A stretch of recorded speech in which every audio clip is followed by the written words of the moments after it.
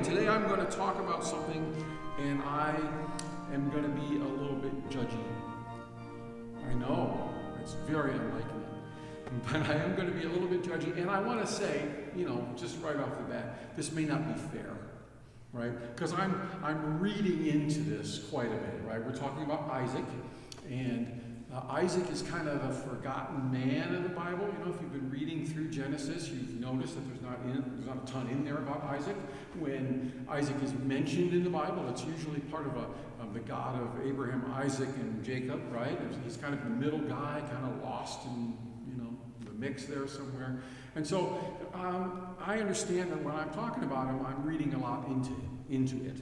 But at the same time, Isaac to me seems like, I don't know how to say it nicely, because I don't want to be too harsh on Isaac, right? I don't want to be too bad, but on the other hand, the word I'm looking for is almost cowardly.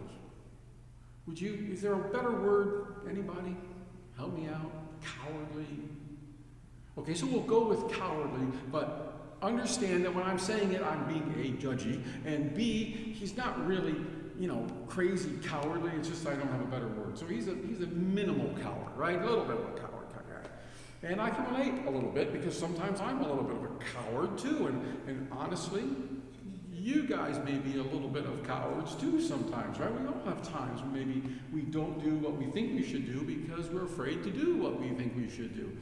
It's just part of life. And so Isaac, in my humble opinion, seemed to have that problem quite a bit. In the passages that we see about him in the Bible, that's basically what's coming across to me anyway, as I look at it. So what I want to talk about is the need that Isaac had for courage. And of course, it isn't just Isaac, it's also us. We also have, as we are Jesus followers, we need to have courage in our lives if we're going to do that. Sometimes following Jesus is countercultural, and that takes courage to walk in that way. So that's what we're talking about. We need courage really in three places as we look here. And the first one is simply in our minds or in our thinking, right? Courage starts with what we think and what we believe. And I thought about talking about, sins of the fathers going down to sins of the sons and that kind of thing. Because did anyone recognize the lie that Isaac told in this passage that Mike just read? He said that he told the exact same lie that his father told.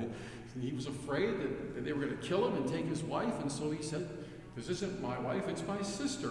Now, Abraham had a little bit of truth. It was his half-sister, but there wasn't any truth in Isaac's lie. He was just afraid. And why was he afraid? He was afraid because, let me just read it in verse 7. When the men of the place asked him about his wife, he said, "She is my sister," for he feared to say my wife, thinking lest the men of the place should kill me for the sake of Rebekah. So it was all in his mind. He was thinking if he told the truth, if he stood up for the truth, that they were going to kill him. Now, was that actually the fact? No, right? In fact, Abimelech, the guy where he's sojourning in the land there, Abimelech says, "What are you doing? What are you thinking about? I wasn't going to kill you and take your wife. You could have got us in trouble here." And so the problem that Isaac had was his thinking. He was thinking fearfully. He was thinking in a non-faithful way. And so when it comes right down to it, he was afraid of nothing. He was afraid of what he thought was going to happen. He wasn't afraid of what was actually happening. And that happens in our life too, doesn't it? Sometimes as we go through life, we make decisions based on fear of what might happen and not what's actually happening. And now I could list a bunch, but you guys, know your lives better than I do, and so you can immediately think of some time when you were afraid of something. Maybe you were afraid of asking for forgiveness from somebody.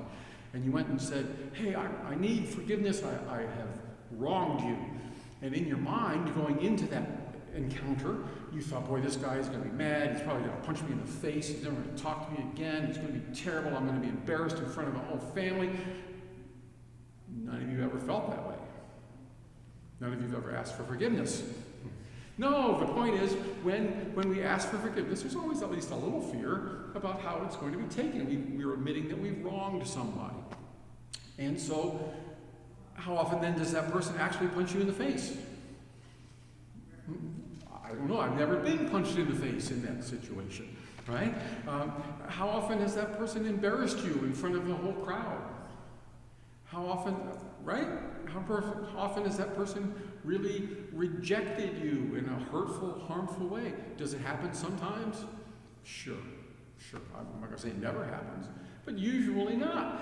Usually it's our fear of nothing that perhaps keeps us from reconciling with someone that we're having a problem with at that time. So what will people say? What will people do? What will people think? That's the problem we have when we lack courage in our thinking. And that doesn't just happen out in the world. Did you know that happens in the church? That happens with us. Over the past 10, 11 years, I've sat on a lot of boards. And there have been a lot of decisions coming to these boards.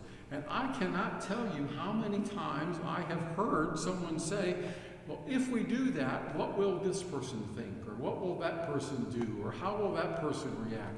And while there's nothing wrong with, taking into consideration what other people think, especially here in a congregational church, that can't be the basis for our decisions. We, as Jesus followers, have to do, as individuals and as a church, what we believe Jesus is calling us to do. We can't allow poor thinking to keep us from following the path that God has for us. And I bring this up because, we got the strategic leadership teams are meeting, right? And they're starting to talk and they're starting to work through things. And you know what they're talking about? Changing stuff. And one of the things that's coming up in these meetings as they're talking about changing stuff is, what will people think? How will people react?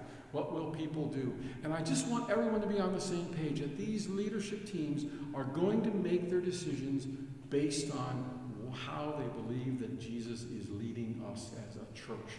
And we all have to be ready for that. We all have to be ready that change is coming. And hopefully for the good, hopefully in following Jesus, and we'll be a better church for it. But the point is, we have to put our fears aside and stand up and be the Jesus followers that we're called to be. We are called to behave in a certain way, and we can't let our thinking, wrong thinking, keep us from following Jesus. All right. So that's the first point. We have to be renewed in our minds. In fact, that's what Paul talked about in Romans chapter 12. He talked about, don't be transformed in this world, but be renewed. Be transformed by the renewing of your mind. We have to change our mind. And we have to remember that God is in control. And as long as we are following him, we can trust him to guard us in his way. Does that mean there'll never be problems? Does that mean there'll never be hurt? Does that mean there'll never be trouble or pain? No, it doesn't mean any of that. But it means that God is with us as we follow him. And that's what our thinking should be focused on, is how God is in control, even when we don't understand the situation.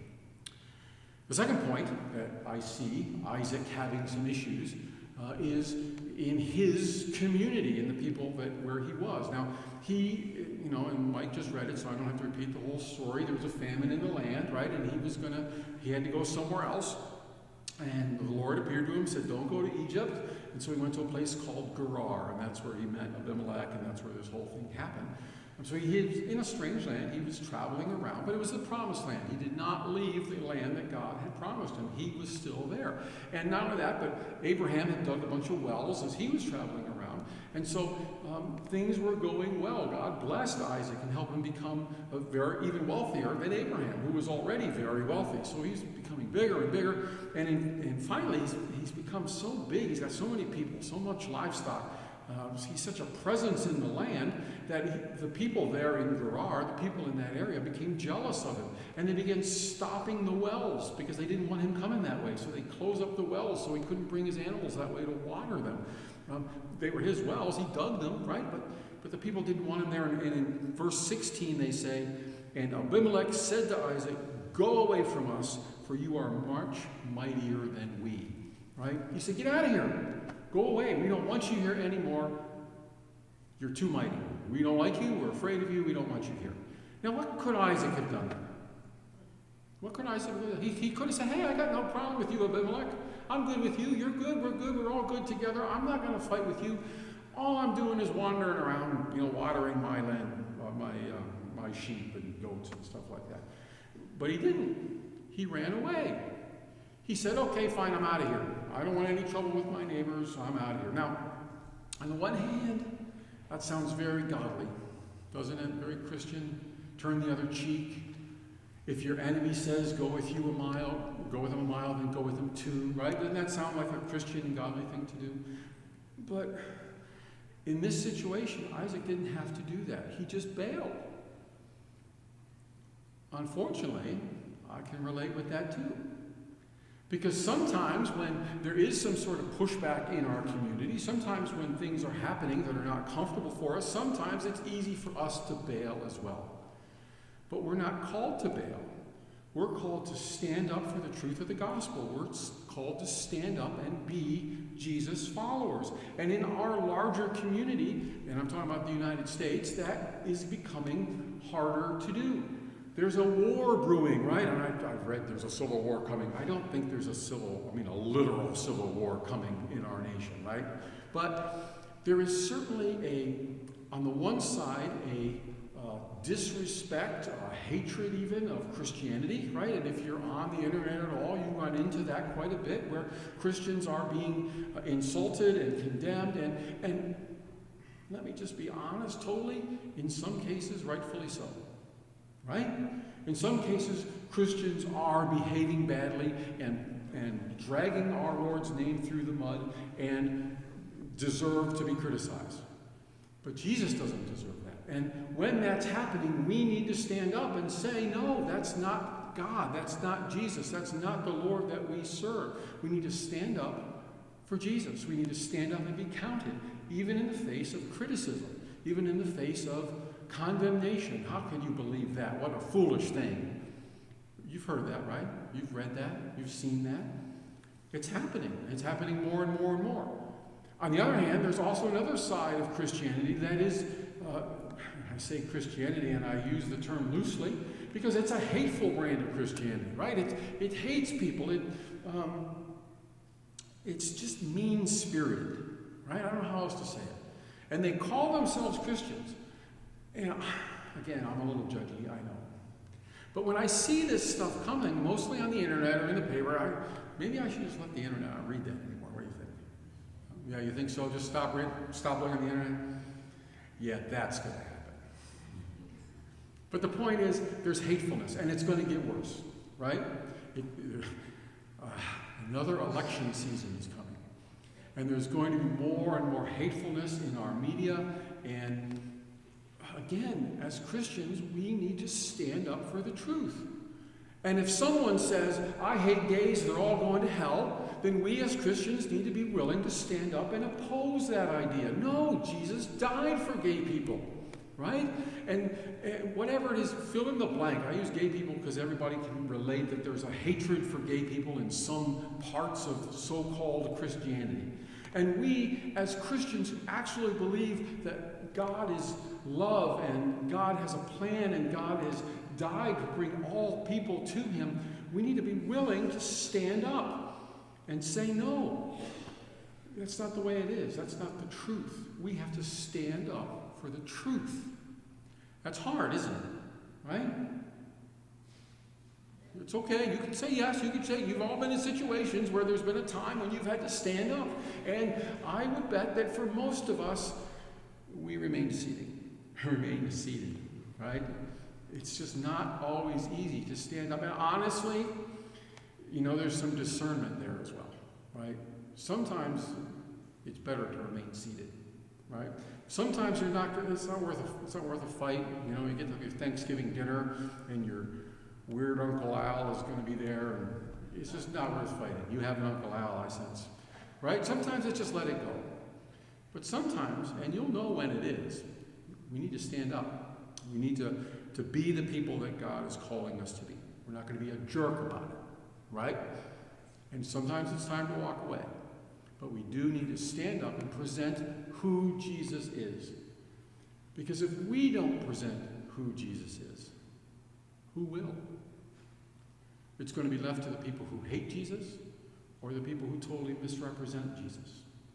It's up to us to stand up and let the world know who Jesus is. And as we go through this sharing Jesus process in our community, that's one of the things that we need to do. We're going to need to be able to speak the name of Jesus. We are giving you this water bottle, sharing the love of Jesus. We are allowing our restrooms to be open, sharing the love of Jesus. We are doing what we do to share the love of Jesus. Otherwise, how will anybody know?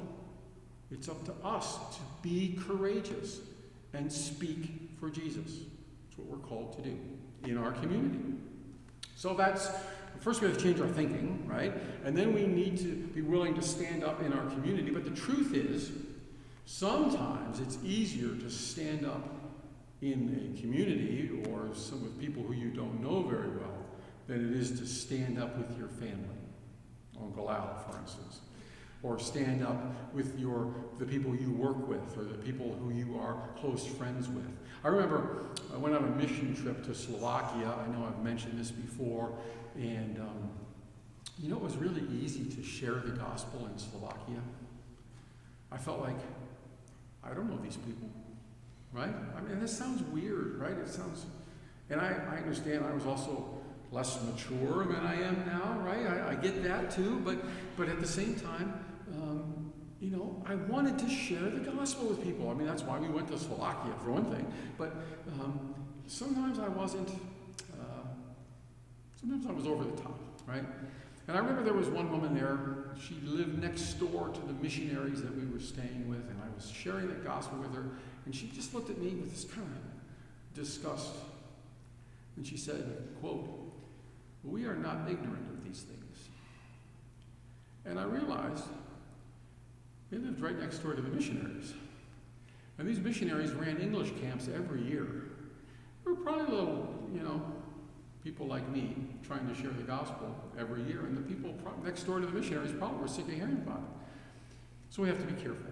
But my point is there simply that it's easier to share with people who you don't necessarily know very well. It's much harder to share with your family.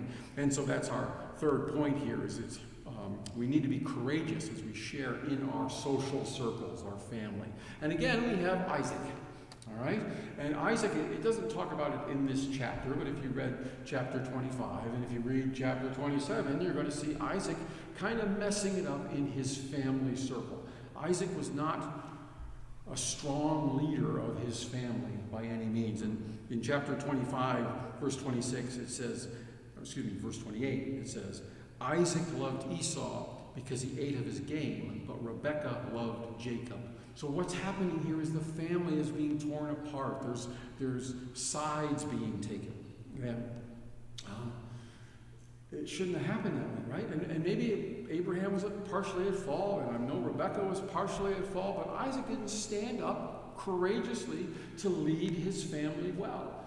And as you see, as we continue reading through Genesis, and Genesis, by the way, is the story of the beginnings, and so we're seeing the beginning of the nation of Israel, and Isaac's son, Jacob, is later named Israel, right? So this is the beginning of the nation of Israel, and we see poor courage on the part of their leaders. We see this family dynamic that is totally messed up because of what's happening.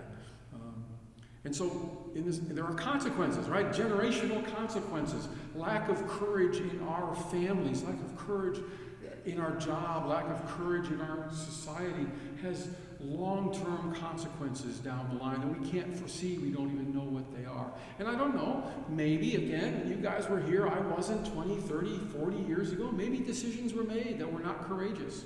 And maybe that's why we have not grown the way we should have. And maybe our best bet is to start changing the future by making courageous decisions that are based on where Jesus is leading us. We, in our families, and in our social circles, and in our church, we need to stand up and follow Jesus. That's what we are called to do. And as we walk with Jesus, it's countercultural, it's difficult sometimes, but it takes courage.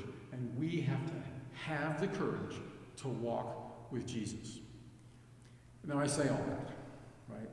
I say, and I've been judgy about Isaac, right? He was not courageous in his thinking. He was not courageous in his community. He was not courageous in his family. That Isaac, what a loser. Except, if we fast forward several thousand years, we find his name in the Hall of Fame of Faith. It says, by faith, Isaac blessed Esau and Jacob. He's in the Hall of Fame of Faith. So even in his failings, even in his fear and his cowardliness, still God used Isaac. And even in our fear, and even if we're not always as courageous as we ought to be, God has put us where he wants us to be and will use us. And hopefully one day we'll hear, well done, good and faithful servant, as we walk in the faith he's given us. So maybe as I've been speaking, you've been thinking of a place where you need to stand up for Jesus, where you need to be the Jesus follower you're called to be to make a difference in this world. Just remember what I said to Greta. It may be a scary place, but as we praise God, as we praise Jesus, as we truly seek to follow him, he will bless us and use us for his glory, for our good and the good of the kingdom. And that's what we're here